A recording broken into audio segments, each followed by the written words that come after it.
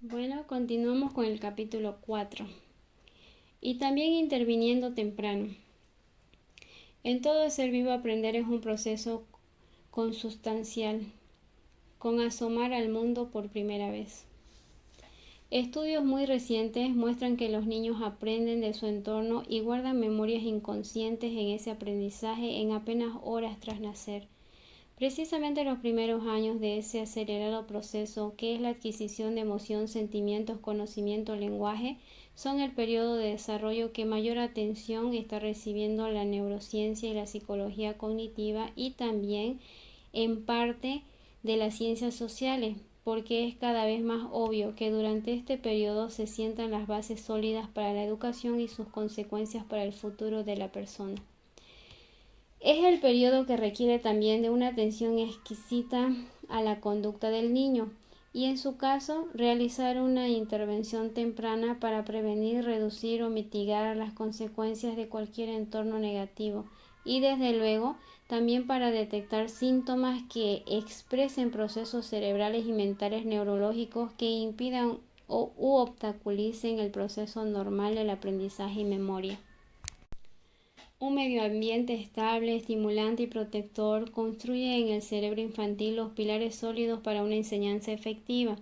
Por el contrario, un medio ambiente adverso, castigador y estresante influye en y de hecho impide el normal desarrollo de los circuitos cerebrales que permiten ese aprendizaje normal. Empieza a haber conocimiento experimental y clínico acerca de, por ejemplo, los efectos de un medio ambiente estresante, ya sea familiar o social, en el desarrollo moral del cerebro de los niños, entre los que se encuentran el aumento constante de hormonas como el cortisol y sus efectos neuronales negativos en el hipocampo, área clave de los procesos de aprendizaje y memoria.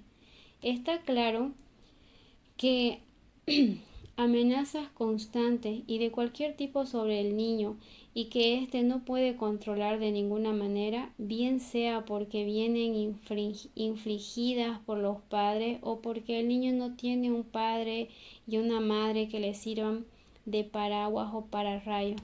Afectan los circuitos neuronales de la amígdala y el hipocampo que acabo de mencionar y, en consecuencia, al desarrollo de los procesos emocionales y cognitivos.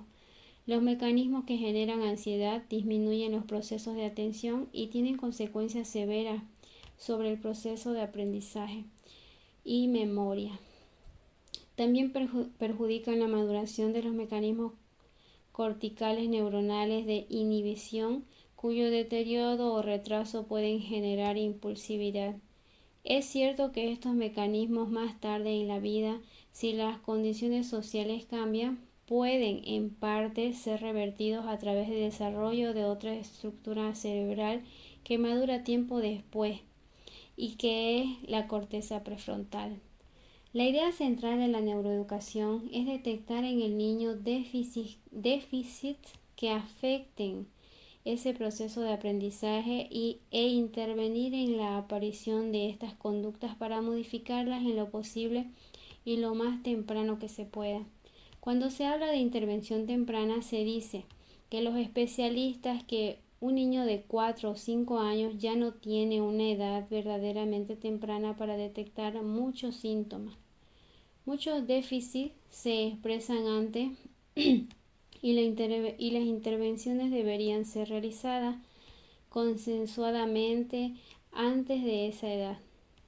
Para los niños que viven en ambientes adversos y negativos, como pueden ser amenazas o castigos, 4 años sin hacer nada significa posiblemente un daño difícil de reparar, dado que esos son los años claves del desarrollo tras los cuales ya se ha cambiado mucho de la arquitectura cerebral del niño.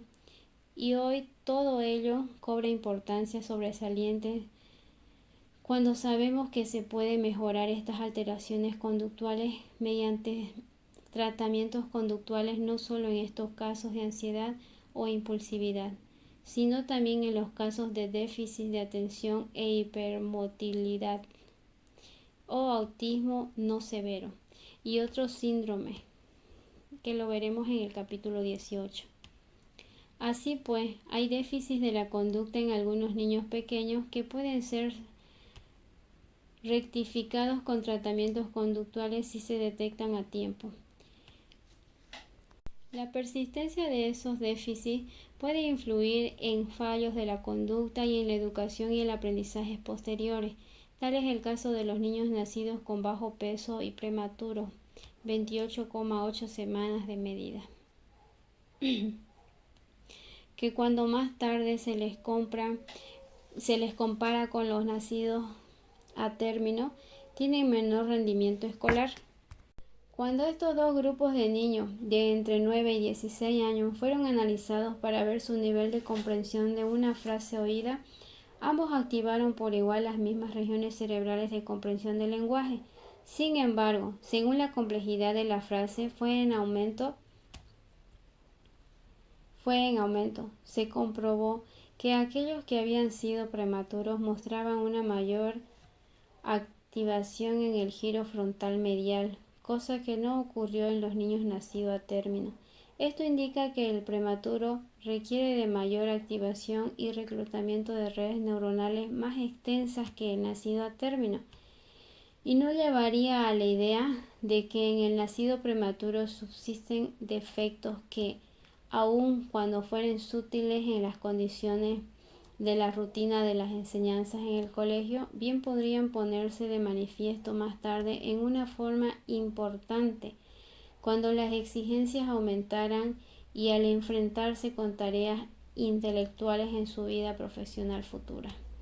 También otro estudio ha mostrado que un grupo de niños con bajo peso al nacer presentó después dificultades en el aprendizaje de la aritmética, déficit que se correlacionó con una reducción del tamaño del surco intraparietal izquierdo, área que, como acabamos de mencionar, está relacionada muy específicamente con las capacidades para la estimación de cantidades. Estos fallos del desarrollo, si se hubieran detectado en los niños de modo temprano, podrían haber sido objetos de tratamiento por entrenamiento conductual. Todo esto también deja entrever la importancia de la educación individualizada si se encontrara las fórmulas que permitieran hacerlo fuera económicamente rentable a la sociedad. De hecho, ya hay algunos modelos económicos que, aun cuando todavía en discusión, proponen que cuanta más inversión se haga en la educación en los años tempranos, mayor será el retorno de beneficios a la sociedad y más rico será ese país cara al futuro. Este es un punto hoy abierto a los países más adelantados y que comienza a ser de importancia capital, de modo que hay una llamada muy actual que se expresa en la nueva perspectiva neuroeducativa para intervenir de forma activa y prevenir o reducir todo efecto negativo sobre el cerebro de los niños en desarrollo. Y ello requiere ser consciente de esta situación e instrumentarla en lo familiar, lo social, lo político, a través de neutralizar dichos efectos negativos en lo posible a nivel de los padres, de la ayuda social en los colegios y el trabajo de potenciales nuevos neuroeducadores. De esto último también se habla en el capítulo 21 de este mismo libro. Y lo mismo podríamos señalar en los niños sin déficit alguno para la enseñanza en relación con la memoria de la lectura, la escritura o las matemáticas, con estas últimas en particular. En el capítulo anterior ya señalamos las capacidades de estimular grande y pequeño y que aparecen muy pronto en los niños.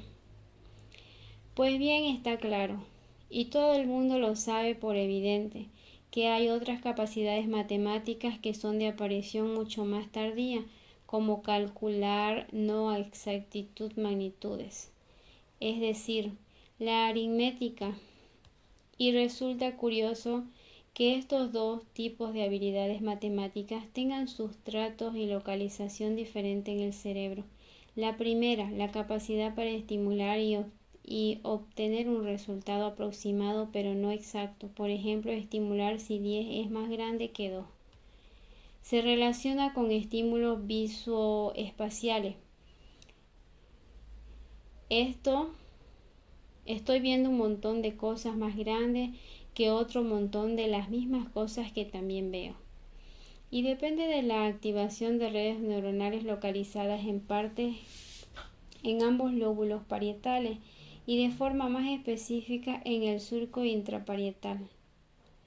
En tanto que la segunda, la habilidad para realizar un cálculo matemático exacto, está relacionada precisamente con las redes neuronales asociadas al lenguaje y, por consiguiente, son estas áreas del lenguaje localizadas principalmente en la corteza frontal izquierda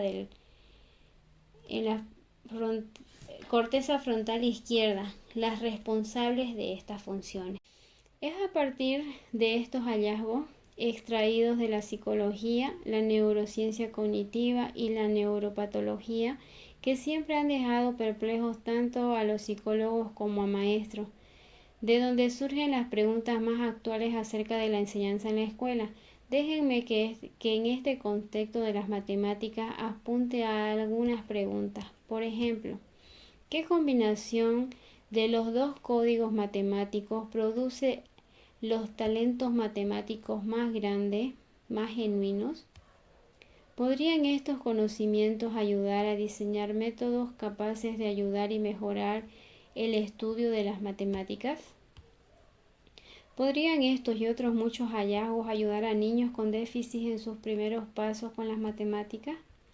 Sin duda, se abre un nuevo desafío intelectual constante.